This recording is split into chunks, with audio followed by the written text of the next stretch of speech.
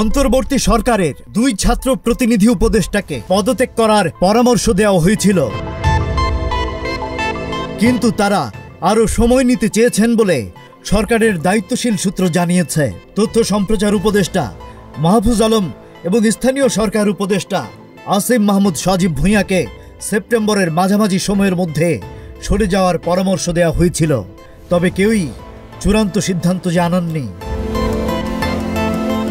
সরকারের ঘনিষ্ঠ সূত্র মতে মাহফুজ আলম সরকারে থাকতে চান, আর আসিম মাহমুদ নির্বাচনের তফসিল ঘোষণার আগে পদত্যাগ করতে পারেন। আসিম মাহমুদ 14 আগস্ট নিজেই তফসিলের আগে সরে যাওয়ার কথা বলেছিলেন। জুলাই গণঅভ্যুত্থানে নেতৃত্ব দেওয়া তরুণদের গঠিত দল জাতীয় নাগরিক পার্টি বা এনসিপির ঘনিষ্ঠ হিসেবে পরিচিত এই 2 উপদেষ্টা। এনসিপি নেতারা প্রধান উপদেষ্টার সঙ্গে বৈঠকে শুধু ছাত্র প্রতিনিধিদের সরে যেতে বলার বিষয়টিকে গ্রহণযোগ্য নয় বলে তুলে ধরেন। আগামী ফেব্রুয়ারির প্রথমার্ধে ত্রয়োদশ জাতীয় নির্বাচনের ভোট এবং ডিসেম্বরের প্রথমার্ধে তফসিল ঘোষণার সম্ভাবনা রয়েছে। এই পরিস্থিতিতে উপদেষ্টা পরিষদ নিয়ে নানা রাজনৈতিক বক্তব্য বিতর্ক তৈরি করছে।